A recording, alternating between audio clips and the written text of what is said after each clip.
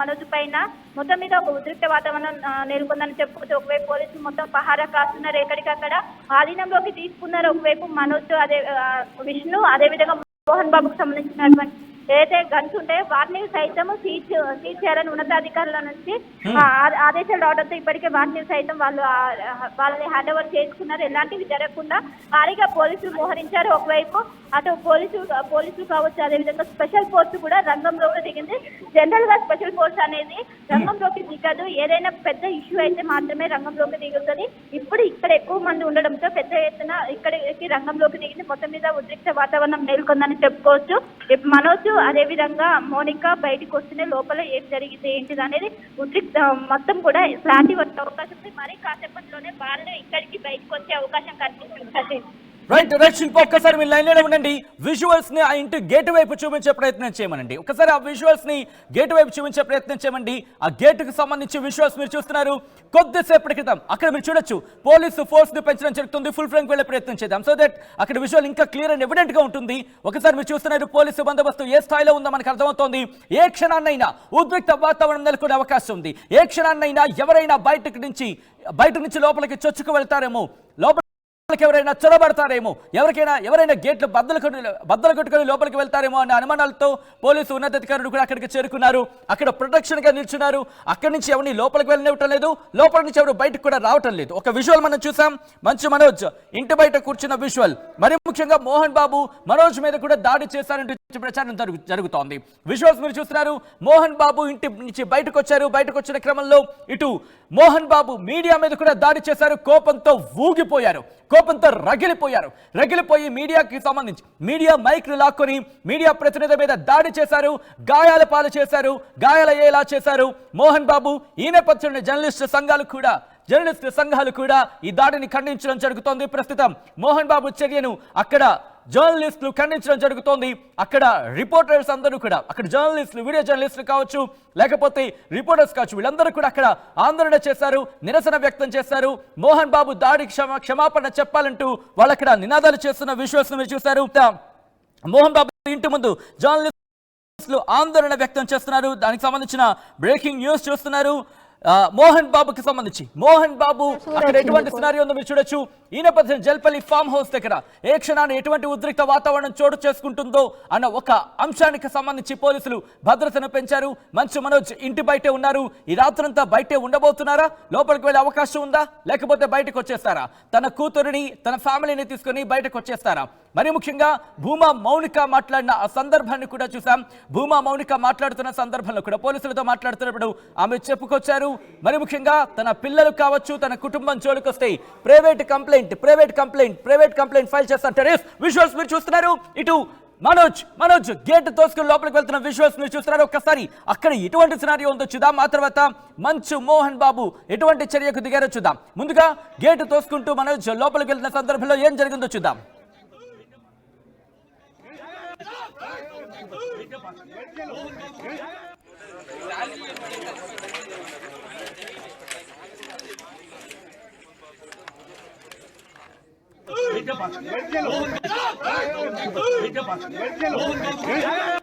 Media పైన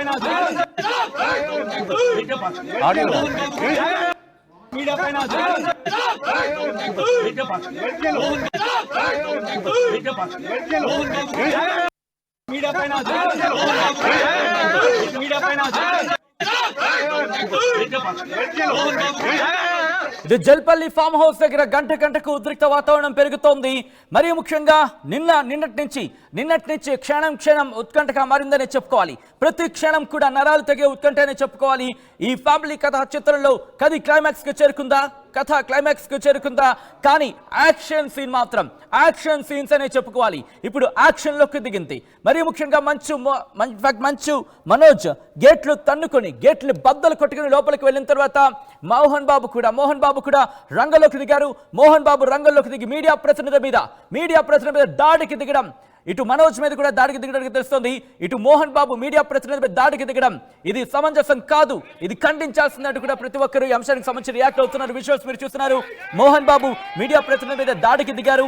దాడికి దిగిన క్రమంలో ఒక్కసారిగా మోహన్ బాబు దాడి ఘటనలో ఇటు అందరూ కూడా నిరసన వ్యక్తం చేశారు, ఆందోళన చేస్తారు. ఒక్కసారి లైవ్ విజువల్స్ చూద్దాం. అక్కడ ఏదో జరుగుతోంది. మా ప్రతినిధి శిల్ప అప్డేట్స్ అందించేందుకు లైవ్ సిద్ధంగా ఉన్నారు. శిల్ప, సమ్ హ్యాపెనింగ్ ఇస్ దేర్, ఏదో హడావిడి, ఏదో అక్కడ ఏదో హడావిడి జరుగుతున్నట్టుగా తెలుస్తుంది. ఏం జరుగుతోంది శిల్ప జల్పల్లి ఫామ్ హౌస్ దగ్గర? All right, yes Shilpa, please continue. Right, మా ప్రతినిధి శిల్ప దగ్గరికి వెళ్లే ప్రయత్నం చేశాను. మరి కాసేపట్లో శిల్ప జాయినింగ్. జల్పల్లి ఫామ్ హౌస్ దగ్గర ఎటువంటి వాతావరణం ఉంది, ఎటువంటి ఉద్రిక్తత చోటు చేసుకుంటోంది? మనోజ్ ఎక్కడున్నారు, మోహన్ బాబు ఎక్కడున్నారు, విష్ణు ఎక్కడున్నారు, ఏం జరుగుతోంది? ఈ రాత్రికి మోహన్ బాబు, మంచు, మనోజ్ వీళ్ళిద్దరి మధ్య ఏం జరిగే అవకాశం ఉంది? పోలీసులు అక్కడికి లోపల ఎంట్రీ అయ్యారా? ఏం జరుగుతుందో అప్డేట్స్ అందించేందుకు మా ప్రతినిధి శిల్ప మరి కాసేపట్లో లైవ్ లోకి అందుబాటులోకి వస్తారు. అందుబాటులోకి వచ్చిన తర్వాత అప్డేట్స్ అందించే ప్రయత్నం చేస్తారు. రైట్, విజువల్స్ మీరు చూస్తున్నారు. మోహన్ బాబు ఇంటి దగ్గర ఉద్రిక్తత చోటు చేసుకుంది. ఈ రోజు ఉదయం నుంచి కూడా చూశారు. ఉదయం ఆయన పోలీసు ఉన్నతాధికారులను కలిశారు. సాయంత్రం ఆ సందర్భంలో ఆ తర్వాత పోలీసు ఉన్నతాధికారులతో భూమా మౌనిక కూడా మాట్లాడారు. పోలీసులతో మాట్లాడిన సందర్భంలో సిచ్యువేషన్ మీరు చూశారు.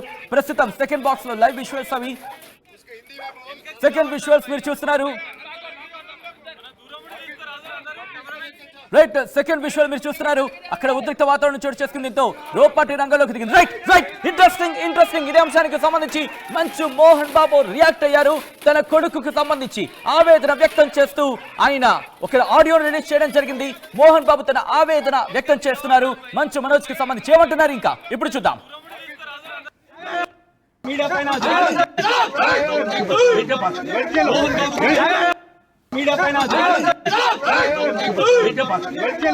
మనోజ్ పెంచాను రా నేను అందరికంటే. లక్ష్మీ ప్రసన్న, విష్ణువర్ధన్ బాబు, మనోజ్ కుమార్, నిన్ను ఎలా పెంచాను రా నేను? అందరికంటే నిన్నే గారాభంగా పెంచాను రా. నీకే ఎక్కువ ఖర్చు పెట్టి చదివించాలని ప్రయత్నం చేశాను రా. నువ్వు ఏది అడిగినా నేను నీకు ఇచ్చాను రా. కానీ ఈ రోజున నువ్వు చేస్తున్న పని బిడ్డల గుండెల మీద తంతారంటారే, అలా తన్నేవరా. మనసు ఆవేదనతో కింగిపోతుందిరా. నేను మీ అమ్మ ఏడ్చుకుంటున్నావురా. జర్నలిజం ఉన్నది లేనిది, లేనిది ఉన్నట్టు రాస్తున్నారా. నువ్వు నన్ను కొట్టడం ఏంట్రా? నా బిడ్డ నన్ను తాకలా. ఇద్దరం ఘర్షణ పడ్డాం కొన్ని కారణాల వల్ల. ప్రతి ఫ్యామిలీలోనూ ఉంటాయిరా ఇవి. లేనివాడు ఎవరైనా ఉంటే ప్రపంచంలో ఒకరున్నారేమో, 1% ఉంటుందేమో. అటువంటి వాళ్ళ ఇంటికి వెళ్ళి కాళ్ళు గడిగి నిద్ర పూసుకోవచ్చు. భారత భాగవత రామాయణాలు చూసావు కదరా. ఏమిటిది? మీ అమ్మాయి ఎంత కుమిలిపోతుంది ఈ రోజున హాస్పిటల్ చేరింది. నీ వల్ల హాస్పిటల్ చేరుతాను. చూడు మనోజ్, నీకు అన్నీ ఇచ్చిన ఈ రోజున నువ్వు నా గుండెల మీద తనడమే కాకుండా అపకీర్తి తీసుకొచ్చావు. ఏదేదో రాశావు, ఏదేదో చెప్తున్నావు. కొంతమంది జర్నలిస్టులు ఉన్నది లేనిది, లేనిది ఉన్నట్టు రాసే వాళ్ళ తత్వం వాళ్ళకి. ఎందుకంటే టీఆర్పీ పెరగాలి. ఇది వాళ్ళ నైజం. మనం మార్చలేము. వాళ్ళందరి మీద మన కోర్టుకు వెళ్ళలేము. వాక్ స్వాతంత్రం అంటారు, ప్రజాస్వామ్యం అంటారు. ప్రజాస్వామ్యంలో కూడా కొన్ని హద్దులు ఉన్నాయి. ఇది నీకు తెలుసు అనుకున్నా. ఎంత మంచి నటుడివి నువ్వు. నీ భార్య మాటలు విని తాగుడుకు అలవాటు పడిపోయావు. వింటున్నావా మనోజ్? ఎవరిని నమ్మాలో ఎవరిని నమ్మకూడదో పరిస్థితి తీసుకొచ్చావు. విద్యాలయాలు ఎంత గొప్పవిరా. మనం 25% కులమతాలకు అతీతంగా ఫ్రీ ఎడ్యుకేషన్ ఇస్తున్నాంరా. క్యాస్ట్ అనేది తీసేసాను రా 92లో ప్రాస్పెక్ట్స్లో. నువ్వు చదువుకున్నావురా. అక్కడ చదువుకున్న బిడ్డలు IAS, IPS అయ్యారా. ఎంతోమంది గొప్పవాళ్ళు అయ్యారా. నువ్వు నటుడుగా ఎంతో గొప్పవాడివి. తాగుడు కలవాడబడి నువ్వు నీ భార్య ఇంట్లో బిహేవ్ చేస్తున్న విధానం ఆ భగవంతుడు సర్వేశ్వరుడు తెలుసు. భగవంతుడు చూస్తున్నాడు రా. నేను తప్పు చేసినా, నువ్వు తప్పు చేసినా, ఎవరు తప్పు చేసినా. ఎంత అవకాశం ఇచ్చావు మాట్లాడుకునే దానికి అందరికీ. ఇన్ని సంవత్సరాల్లో మన విద్యాలయాల్లో ఒక్క తల్లి కానీ ఒక తండ్రి కానీ ఏమైనా చెప్పారా? ఆ బిడ్డలు మన బిడ్డలు రా, మీరెంతో నాకు అక్కడ ఉన్నవాడు కూడా నా కూతుర్లు నా కుమారులు. ఎంతమందికి ఫ్రీ ఎడ్యుకేషన్ ఇస్తున్నావు, వాడి దగ్గర ఏది ఆశించరా. నువ్వు ఎందుకు ఇలా తయారైపోయావు? ఎందుకు ఇంట్లో ఉండే పని వాళ్ళందరినీ కొడుతున్నావు? పనివాడు వాడు పని చేసుకోవడానికి మన ఇంటికి వచ్చాడు రా. ఆ పనివాడిని కొట్టడం చాలా మహాపాపంరా. నేను వేరురా, నేను దండించడం వేరురా. నేను ఎవరిని ఆ చిన్న చిన్న వాళ్ళని కొట్టి ఇచ్చేసి చేయలేదురా. సినిమా ఇండస్ట్రీలో మోహన్ బాబు కొడతాడు తిడతాడు అంటే అది షూటింగ్లో జరిగి ఉండొచ్చేమో, కానీ ఇంట్లో ఉండి 10 సంవత్సరాల నుంచి 20 సంవత్సరాల నుంచి పనివాళ్ళు ఉన్నారు. నేను ఇంట్లో లేని సమయంలో వాళ్ళందరినీ కొట్టి వాళ్ళ ఫోన్ లాక్కొని ఒకడైతే చచ్చిపోవాలి, వాడు పోలీస్ కంప్లైంట్ ఇచ్చి ఉండొచ్చు. నేను వద్దు అని వాడిని బతిమాలాడు, పోలీస్ కంప్లైంట్ కూడా ఇవ్వలా.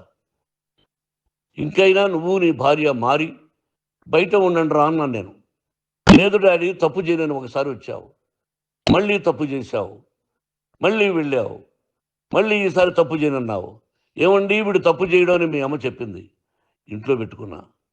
మళ్ళీ నువ్వు చేస్తున్నది, ప్రతిరోజు నువ్వు తాగుతున్న విధానం నీకే తెలుసు. ఇది ప్రజలు నమ్ముతారా లేదా అనవసరం నాకు. నేను నీకు చెప్తున్నా, ఇంతటితో పులి స్టాప్ పెట్టాలి. 3 రోజుల నుంచి రకరకాలుగా రాస్తున్నప్పుడు నా మనసు ఆవేదనతో ఉంది. మళ్ళీ చెప్తున్నా, Mohan Babu university is greater than temples. Greater than temples. బిడ్డలను కాలేజీలో చేర్చుకునే ముందు చెప్తారు, అన్నయ్య ఎంత ఉంది యూనివర్సిటీ రూల్స్, ఇది మా పద్ధతి, మీకు ఇష్టమైతే చేర్చండి.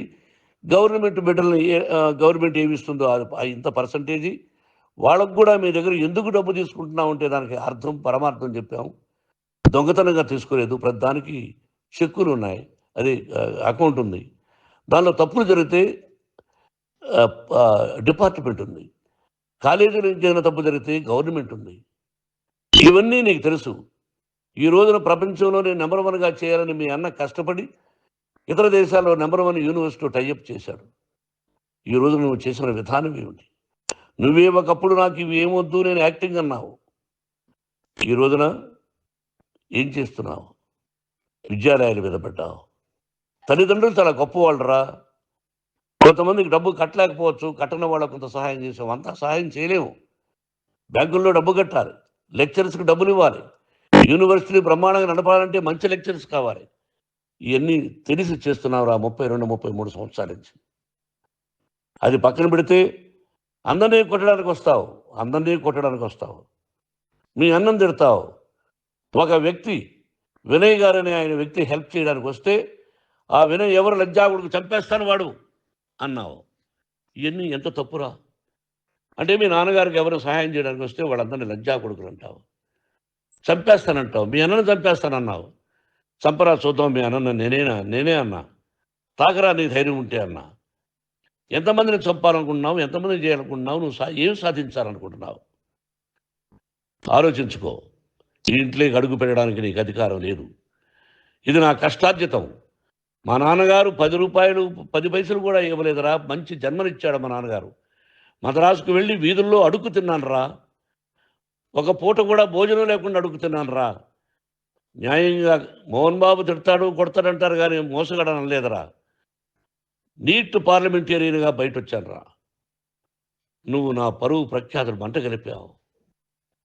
ఏమిటి నేను చేసిన అన్యాయం? నీకు జన్మనిచ్చాను, అదా నేను చేసిన పాపం. అందుకే ఇది నా ఇల్లు అన్నావు. నువ్వు నీ ఇల్లు కాదు, నీ కష్టార్జితంతో నువ్వు సంపాదించుకున్న ఇల్లు నీది. ఇది నా డబ్బు, నా కష్టార్జితం. నా కష్టార్జితంలో నేను పిలిస్తేనే మీరు ఇంట్లోకి రావాలి. అటువంటిది పోగొట్టుకున్నావు నువ్వు. ఆస్తులు అంటావా, 3కి సమానంగా రాయాలా లేదా అది నా ఇష్టం. ఆస్తులు ఇస్తానా, లేకపోతే గంగపాలు చేస్తానా, లేకపోతే ఎవరికైనా దానధర్మాలు చేస్తానా, అది నాకు సంబంధించిందిరా, నా కష్టార్జితం రా. ప్రధానం గుణగణాలు కావాలరా. మందు తాగచ్చురా, ఎంత తాగాలి?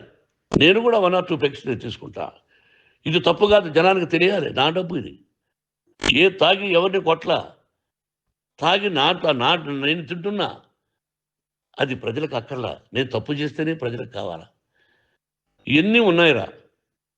ఇవన్నీ తెలుసుకో.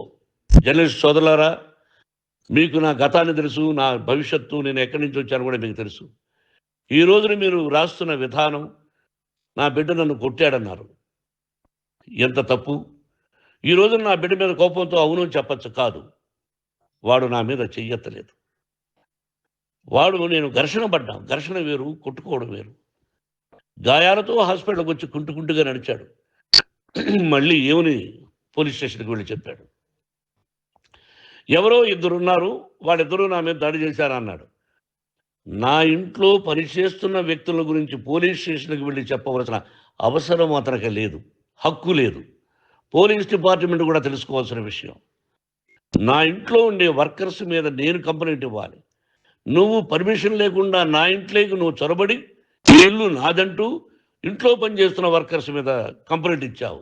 అది ఎంతవరకు పోలీసు న్యాయమో రూల్సో చూద్దాం. పోలీస్ డిపార్ట్మెంట్ ఇంటికి వచ్చింది. వాళ్ళకి రాశాను ఉత్తరం, అయ్యా నేను సీనియర్ సిటిజన్ని, నాకు రక్షణ లేకుండా ఉంది, నా బిడ్డ వల్ల నా ఇంట్లో నుంచి నా బిడ్డను పంపించేసి ఇది నా ఇల్లని. వాళ్ళు నాకు సమాధానం ఇవ్వలేదు. ఇవ్వకపోగా ఎవరిని పట్టించుకోలేదు. ఇప్పుడు పోలీసు వాళ్ళు వచ్చి ఏమండి రూల్స్ ప్రకారం నా బిడ్డ ఇంటికి రాకూడదంటే మాకు హయ్యర్ డిపార్ట్మెంట్, హయ్యర్ అథారిటీ వాళ్ళు ఫోన్ చేశారు, మీరు ఎవరిని స్టాప్ చేయొద్దండి, బయట నుంచి ఎవరైనా వస్తే వాళ్ళని స్టాప్ చేయండి అన్నారు. 2 రోజుల నుంచి 10 మంది 20 మంది వస్తున్నారు. వాళ్ళు అలా చూస్తూ నిలబడ్డారు, వాళ్ళు ఫోటోలు తీసుకున్నారు, వాళ్ళ మీద మళ్ళీ వదిలేస్తున్నారు. ఎవరిని నిందించాలి? But I give respect to the police department. వాళ్ళకి ఎవరు ఏ అధికారి ఫోన్ చేశాడో ఆ అధికారికి ఏ పొలిటీషియన్ చేశాడో అది వాళ్ళకే వదిలేస్తున్నా. కాబట్టి వాళ్ళు పోలీస్ కంప్లైంట్ ఇచ్చినా కూడా మేము సంబంధం లేదని అంటున్నారు. కాబట్టి నేను నా బిడ్డను నిన్ను నాపు చేస్తున్నా. నువ్వు ఇంట్లోకి వచ్చే అధికారం నీకు లేదు. నువ్వు వచ్చి నీ బిడ్డను తీసుకెళ్ళు. సంతోషం, నువ్వు రాలేదు, నీ బిడ్డను జాగ్రత్తగానే చూసుకుంటావు. Take care your daughter, that's all. మీ అమ్మ హాస్పిటల్లో అడ్మిట్ అయింది.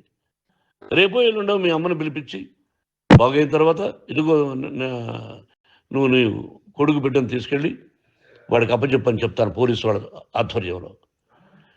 ఇది 100% జర్నలిస్ట్ సోదరులారా, పులి స్టాప్ పెట్టండి. మీకు కుటుంబాలు ఉన్నాయి, మీ యజమానులకు కుటుంబాలు ఉన్నాయి. మీ కుటుంబాల విషయాలు, మీ యజమానుల కుటుంబాల విషయాలు మేము ఎవరు జోక్యం చేసుకోరా. మేము నటీనటులం. మాది తప్పుంటే నటుడుగా నన్ను ఫెయిల్యూర్ అని రాయండి, నా నటన బాగలేకపోతే రాయండి. బట్ ఇంటి లోపల సందులో నుంచి చూస్తూ తప్పు చేస్తున్నామని ఉన్నది లేనిది లేనిది ఉన్నట్టు రాయకండి. మీకు నా హృదయపూర్వక నమస్కారాలు. ఇన్ని రోజులు హృదయపూర్వకంగా ఎంకరేజ్మెంట్ చేశారు. ఆ ఎంకరేజ్మెంట్కు నమస్కారం చేసుకుంటూ ఐ లవ్ యూ ఆల్.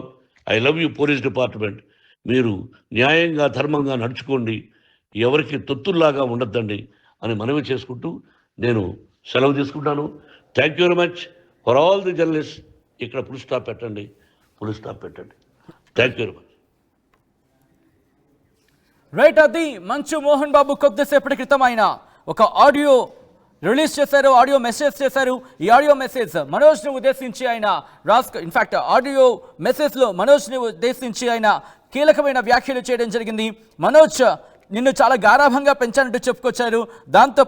దాంతోపాటు ఇద్దరి మధ్య ఘర్షణ తలెత్తింది కానీ చేయి చేసుకోలేదంటూ చెప్పడం అక్కడ ఆ గాఢతను తెలియజేస్తోంది. ఆ ఘటనకు సంబంధించి ఆ ఘటన తీవ్రతను అర్థం పడుతుందనే చెప్పుకోవాలి. మా ప్రతినిధి శిల్ప ప్రస్తుతం జల్పల్లి ఫామ్ హౌస్ నుంచి లైవ్లో అప్డేట్స్ అందించేందుకు సిద్ధంగా ఉన్నారు.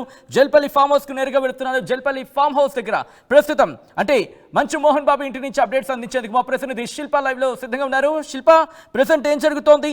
ఇటు మంచు మనోజ్ని బయటకు పంపించేశారు, ఎందుకంటే ఆయన అదే అనడం జరుగుతోంది. మంచు మోహన్ బాబు ప్రస్తుతం ఇంట్లోకి ఎలో లేదంటూ కూడా చెప్తున్నారు ఆయన.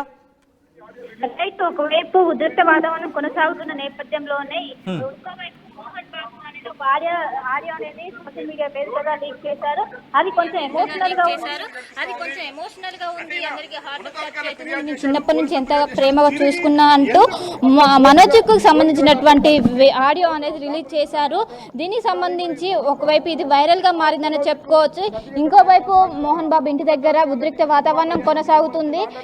దాదాపు గంట సేపటి నుంచి ఒకవైపు మనోజ్ కావచ్చు, మౌనిక కావచ్చు లోపలలోనే ఉన్నారు, లోపలలోనే మాట్లాడుతున్నారు.